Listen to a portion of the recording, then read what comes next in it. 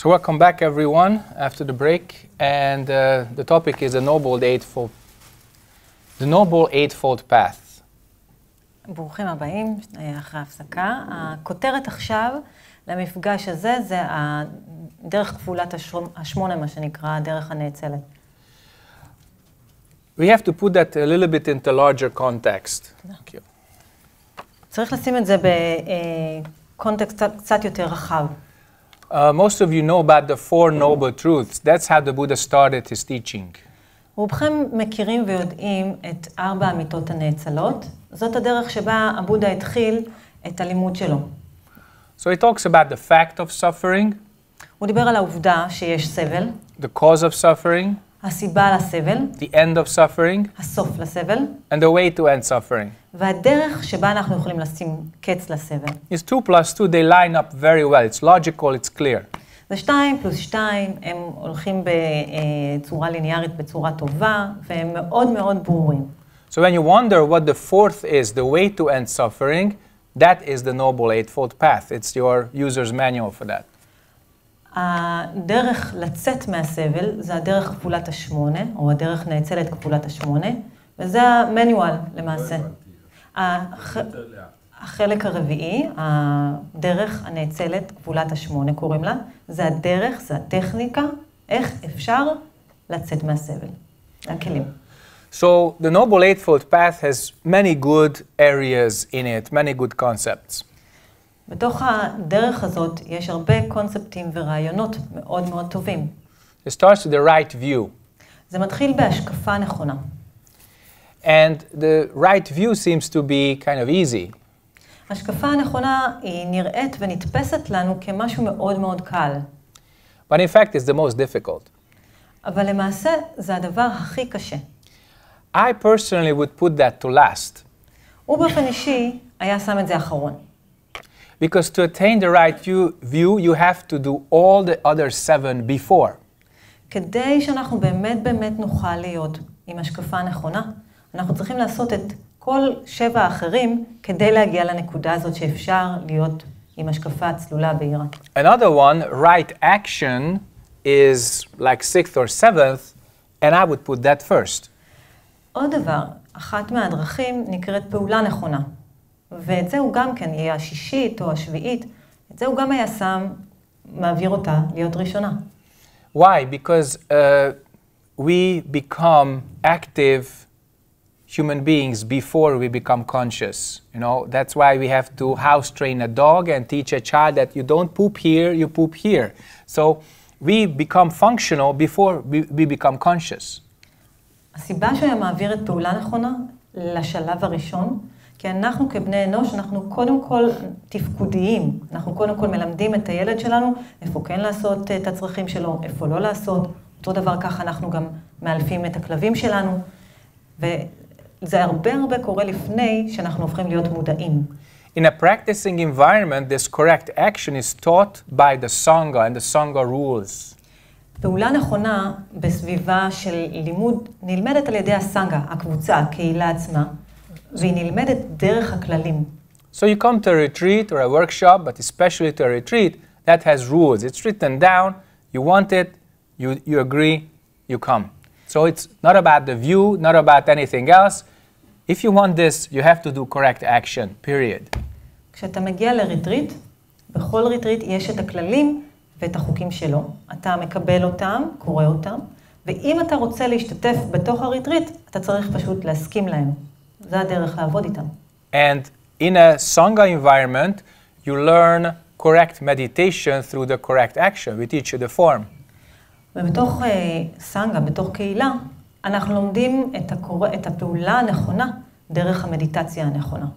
זה הצורה. In your natural environment, your Sangha is your family. So, and family has rules. הקהילה בחיי היום-יום שלנו, זה המשפחה שלנו. ובתוך כל משפחה יש את הכללים שלה. And interacting within the family really teaches us what is noble and what is not noble. אינטראקציה בתוך המשפחה מלמדת אותנו מה אצילי, מה נכון ומה לא נכון, מה לא אצילי.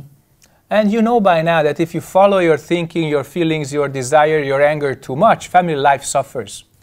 ואנחנו כולנו כבר יודעים שאם אנחנו עוקבים אחרי הרגשות שלנו והמחשבות שלנו והכעסים שלנו, אז התוצאה היא שבתוך המשפחה, בני המשפחה יסבלו. So through the correct meditation in a practicing environment, you get what we call correct mindfulness. בדרך המדיטציה הנכונה ודרך הפעולה הנכונה, אנחנו מקבלים את מה שאנחנו קוראים לו correct mindfulness, שזה נקרא קשיבות נכונה. Sometimes correct meditation and mindfulness, due to the translation differences, are the same. לפעמים מתרגמים מדיטציה ומיינדפולנס אותו דבר. But you need the right effort for that, not just during meditation, but also in real life. אבל בשביל זה צריך את המאמץ הנכון. לא רק במדיטציה צריך את המאמץ הנכון, גם בחיים עצמם צריך את המאמץ הנכון. So out of the right mindfulness comes the right effort. מתוך הקשיבות הנכונה הזאת, הערות הנכונה נקרא לזה, מגיע גם כן המאמץ הנכון. Right effort means speech and action.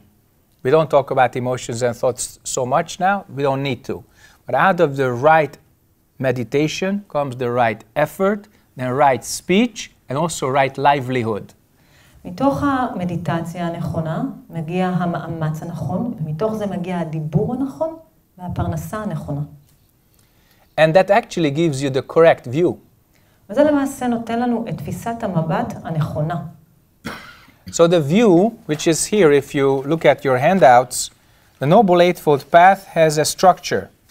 לדרך כפולת השמונה יש מבנה מסוים. But it has to work for you. אבל מה שחשוב זה חייב לעבוד לנו. So when we are kids, we have our toys and we take them apart and we put them together. Sometimes when we are adults, we do the same, but with more expensive toys. We take them apart, we put them together. אם אתם זוכרים, בתור ילדים, הרבה פעמים אנחנו לוקחים את הצעצועים, מפרקים אותם ומחברים אותם. מפרקים ומחברים. גם בתור מבוגרים חלקנו עושים את זה, אבל עם צעצועים קצת יותר יקרים. Here with the Noble Eightfold Path, take it apart. כאן בדרך כפולת השמונה, בדרך של שמונה,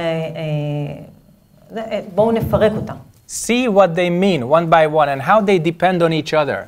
תראו אחד אחד מה המשמעות של כל אחד מהדרכים האלה, ואיך הן תומכות אחד בשנייה.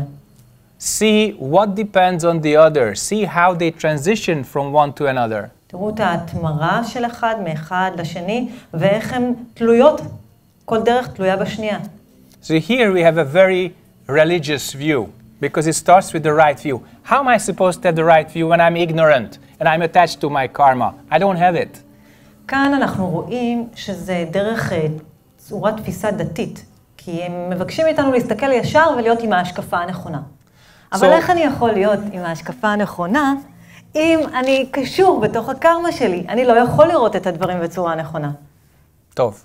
So, here, you know, the fifth is right livelihood. That means you kind of conduct a peaceful and beneficial activity for all beings. You don't deal with harms, you don't contribute to suffering, etc. הדרך החמישית קוראים לזה פרנסה נכונה. והמשמעות של פרנסה נכונה זה שאתה לא יוצר סבל באחרים. אתה לא קונה, רוכש בנשק, אתה לא מתעסק בפרנסה שתגרום לסבל לאחר. But if you don't have the right mindfulness, how would you see what is suffering and what it is not? So really take them apart and put them together in a way that works for you. אבל אם אתה לא יכול לראות מה זה תפיסה נכונה או correct mindfulness, אז איך אתה למעשה יכול לדעת מה נכון או מה לא נכון, מה פוגע באנשים או מה לא פוגע באנשים? אז מה שחשוב זה שתיקחו את כל החלקים האלה ותפרקו אותם ותסדרו אותם בצורה שזה יהיה נכון לכם. טוב. So, the second is the right thoughts. הדבר השני שכתוב שם זה מחשבה נכונה. And when you do meditation, you see that it's especially your thinking that is not right. Your thinking is everything but right. It goes to all kinds of strange places, does all kinds of stupid things, and you think in a way that you would never, ever admit publicly. Your private thoughts inside are sometimes so terrible that you say, how can I be like this? How come I carry this in my subconscious? It's terrible. You don't have the right thoughts as step 2. No way. הדבר השני שכתוב זה מחשבה נכונה, אבל כשאנחנו יושבים במדיטציה ואנחנו מתבוננים במחשבות שלנו, אנחנו רואים שמחשבה היא הדבר האחרון שאנחנו יכולים לקרוא לו נכון. כי אם אנחנו נהיה כנים עם עצמנו, אז לפעמים אנחנו נראה שיש שם מחשבות שהן פשוט איומות. ולפעמים אנחנו אפילו שואלים את עצמנו, איך זה יכול להיות שאני חושב את המחשבה הזאת אפילו? לא נעים לנו. אז לא יכול להיות שמחשבה נכונה תהיה מספר 2 בתוך הדרך כפולת השמונה. So, same problem with speech. אותה בעיה עם מה שנקרא דיבור נכון. Sometimes the only correct speech is when we shut up and we don't talk. That's correct speech. לפעמים הדיבור הכי טוב, המצוין ביותר שיכול להיות, זה שאנחנו סותמים את הפה ושותקים. Because you see that your speech is having its own life. It doesn't match your thoughts. It doesn't match your actions. And speech is just living in its own illusion realm. לפעמים אנחנו פשוט רואים שהדיבור חי בתוך ממלכה אשלייתית משל עצמו. הוא לא קשור לפעולות שלנו, הוא לא קשור לחשיבה שלנו, פשוט נאמר. So if you don't have the right meditation, how could you have right mindfulness, which would put your speech and thoughts and actions to the same direction? Impossible. אם אין לנו את המדיטציה הנכונה, אז איך תהיה לנו את הקשיבות הנכונה? זאת ששמה את הפעולה שלנו במקום הנכון, את הדיבור שלנו במקום הנכון, ואת המחשבה שלנו במקום הנכון. That's why when you come to practice, we teach you right karma first. And this is not about morality. This is not about a big collection of right and wrong. Right karma is what you are supposed to do right here and right now to become clear. That's right karma. זו הסיבה שכשאנחנו מתחילים לתרגל, הדבר הראשון שמלמדים אותנו זה קרמה נכונה. כי אז זה שם את כל הדברים במקום הנכון. So if you read the temple rules, which is actually valid for any retreats that we have, it says, don't discuss your views. Do not go into opposite thinking. Do not talk, etc. So that makes it very clear. כשאתם נכנסים או תיכנסו למנזר, אז אתם תראו שיש כמה כללים שכתובים. אל תשתף בדעות שלך, אל תדבר עם מישהו. Do not discuss with someone. And the third? Don't talk. Don't talk. But you can translate, but just say don't talk. Good. So the first thing, right after right karma, we teach you how to meditate. So you have the right meditation. אחרי קרמה אנחנו מלמדים את המדיטציה הנכונה. And out of the right meditation, you have right mindfulness. That's the result. ואז אחרי זה, כתוצאה מהמדיטציה הנכונה, יש לנו את המיינדפולנס הנכון. And out of that comes actually right effort. Right practice is right effort in this case. ומתוך זה נובע המאמץ הנכון, מה שנקרא התרגול בצורה הנכונה שלו. And out of the right effort comes the right view, right thoughts, right speech. ומתוך זה מגיעה ההשקפה הנכונה, המחשבה הנכונה והדיבור הנכון. And out of that comes right livelihood. That's the result in your everyday life. You start to live it differently. ואז כל זה ביחד משפיע על צורת החיים שלנו, אורח החיים שלנו, הפרנסה שלנו, ככה אנחנו יכולים לחיות את זה בצורה נכונה. And then you can transmit that through normal everyday life situations, and right livelihood becomes right karma for someone else. ואז אפשר להעביר את זה לאנשים האחרים. ואז אותו אורח חיים נכון, אפשר להפוך אותו לקרמה נכונה, שהיא תהיה משמעותית עבור מישהו אחר. These structures are always cyclical. Don't think of them as linear. כל מה שדיברנו עד עכשיו, כל הדרכים האלה הן מעגליות, אל תסתכלו עליהן בצורה ישרה. So if you do just one good thing, one selfless thing, one beneficial thing, that's already the right karma, and that opens your path to something else and someone else that you know. אם אתם עושים דבר אחד נכון, וזה כבר פותח את כל הדרך לעשות עבור האדם האחר. And then the cycle begins again. ואז המעגל מתחיל שוב. Like I said, you do not have to keep it in this order. I'm saying this because it works for me. That's how I interpret it. But feel free to take this machine apart and put it back together in a way that it works for you. You see the function, you see the relationship. הצורה שבה הוא נתן לנו את הסדר שלו, שזה מדיטציה ואחר כך מיינדפולנס, ומתוך זה יש את הדיבור, מחשבה והשקפה, זו הצורה שבה הוא תופס את זה. אבל מה שחשוב זה שכל אחד ואחד מכם ייקח את מה שכתוב פה, יפרק את זה, ויבנה את זה בצורה הנכונה ושמתאימה לו. And the best part of this is this right. What is right? הדבר הכי טוב בתוך כל הדבר הזה, זה שהכל כתוב נכון, הדרך הנכונה, ההשקפה הנכונה, מחשבה נכונה, מה זה נכון? We are in the realm of Zen Buddhism. Don't we want to talk about something non-dualistic? Right and wrong is very dualistic, so what is this? יש פה איזושהי בעיה. אנחנו בממלכת הבודהיזם, ואנחנו כל הזמן מלמדים אותנו לא להתעסק בנכון, לא נכון, לא לעשות את ההפרדה הזאת. אז למה פה פתאום יש נכון? So, I give you a very cute paradox. הוא ייתן לנו פרדוקס חמוד. If you attain the mind which has no right or wrong, then you can clearly see what is right or wrong. אם אתה משיג את התודעה שלא הולכת אחרי נכון ולא נכון, אז אתה יכול לראות באופן בהיר מה נכון ומה לא נכון. Using a metaphor from earlier today, if you do not spill your toothpaste onto your bathroom mirror, you can see what is your toothbrush, your toothpaste, and your mouth. Big difference. אם נלך לדוגמה שהוא נתן לנו קצת יותר מוקדם, עם המשחה שנשפכת לנו על המראה, אם זה לא נשפך שם, אז אנחנו יכולים להבחין מהי המברשת, מהי המשחה ומה השיניים שלנו. So what's wrong with our initial concept of right? אז מה לא בסדר בקונספט שלנו של נכון, בתפיסה שלנו של המושג נכון? There is no big problem with it, only one. You have your I, my, me in it. אין בעיה גדולה עם זה, רק דבר אחד קטן, יש לנו את ה-I, my, me, אני שלי עצמי בתוך זה. So it's not just what is the right thought, or right view, or right life, but what is right for me. אז זה לא רק מה המחשבה הנכונה, התפיסה הנכונה, או האורח חיים נכון, אלא אנחנו מוסיפים לזה מה נכון בשבילי. I don't care what is right for you. I only care what is right for me, and that's the selfish behavior which distorts the concept of right. ואז מה שקורה זה שאנחנו מסתכלים על זה בצורה כזאת, לא אכפת לי ולא משנה לי מה נכון לך. משנה לי מה נכון לי. ואז אני למעשה פוגע בתוך המושג הזה, באמת נכון. So why don't we just take away the I, but keep the right one? The right one is, as you heard, which leads you out of suffering. מה יקרה אם אנחנו נוציא את האני מתוך זה, ונשאר רק עם הנכון? ואז, אם אנחנו נלך עם הנכון הזה, זה יוביל אותנו בדרך לצאת מהסבל. If I lead myself and only myself out of suffering, but leave you in there, can that be correct?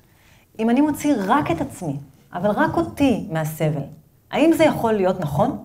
It's not correct, whatever you think about it. זה לא נכון, לא משנה באיזה צורה, אנחנו נסתכל על זה. Why? Because your suffering will come to my door. והסיבה היא מאוד פשוטה. כי הסבל שלנו, של האחר, יבוא ויהיה בדלת, ידפוק לנו בדלת. You can see it in very tight situations. Humans understand it right away when there's a crisis. אפשר לראות את זה בסיטואציות מאוד מאוד מתוחות. אנשים רואים את זה ומבינים את זה בתקופות שהם נמצאים במשבר.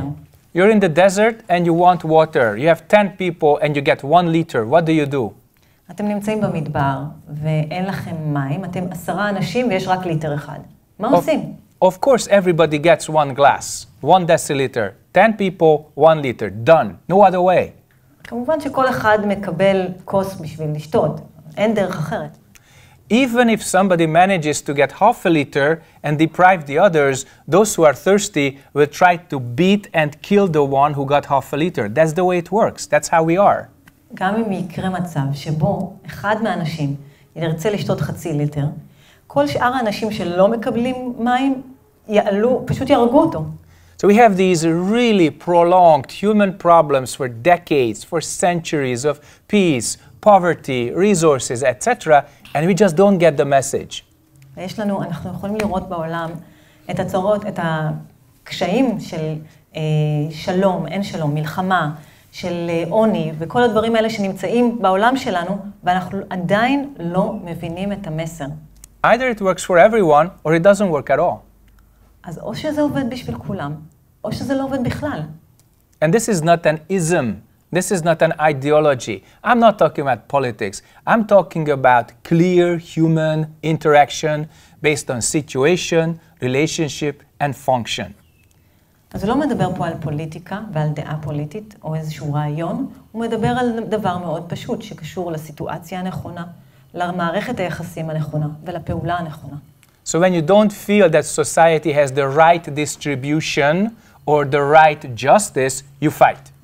כשלא מרגישים שהקהילה, האנשים, החברה תורמת את הדבר הנכון, נוצרים מלחמות. Either you fight externally or you fight internally. Whichever way you have, you don't have peace. Not yet. לא משנה באיזה צורה, אין לך שלום, כי או שאתה תילחם בחוץ, או שהמלחמה תתחולל בתוך עצמך. And that's why if you attain true peace inside, it makes you the peaceful warrior. Not the rebel, not the revolutionist, not the anarchist, but the peaceful warrior who knows why fight and why not fight. ולכן אם אתה משיג את השלום בתוך עצמך, אז אתה לא הופך להיות לא לוחם, לא מורד, ואז אתה יודע למה לא ללחום, או למה יש מלחמה. So the Noble Eightfold Path is actually posing you a very big question. What is right? Moment to moment. What is correct? הדרך כפולת השמונה היא פשוט מכריחה אותנו כל הזמן להיות עם השאלה מה נכון? מה נכון לסיטואציה הזאת? If your mind is clear, and that's why we're practicing, if your mind is very clear, you do not have these absolute concepts which makes your illusion of I, my, me. You have it relative, you have it distributed, you see it from another person's point of view. אם אתה מתרגל מדיטציה והתודעה בהירה, אז אין את הקונספט הזה של אני, שלי, עצמי. ואז אתה יכול להסתכל על הסיטואציה בצורה יחסית. So when we meditate together and we have a retreat, it becomes crystal clear that we eat the same food, we breathe the same air, we drink the same water, etc., etc. כשאנחנו עושים מדיטציה, כשאנחנו בריטריט, אנחנו פשוט מבינים שכולנו אוכלים את אותו אוכל, שותים את אותם מים ונושמים את אותו אוויר. And based on this experience and our own job or mental, job inside, we can develop the Noble Eightfold Path. It's possible. ובהתאם להתנסות הזאת ולחוויה הזאת שאנחנו חווים שם, אנחנו יכולים לתרגל את דרך כפולת השמונה, את שמונה הדרכים ליציאה מסבל. What is right? Not just for me, but for everyone involved in that particular situation. What is correct? מה נכון לכל מי שמעורב? מה נכון לכל מי שנמצא בתוך הסיטואציה? Okay. This is it. I don't want to overspeak it. Have a few minutes of break before 11:10, and we start the next schedule on time. Thank you.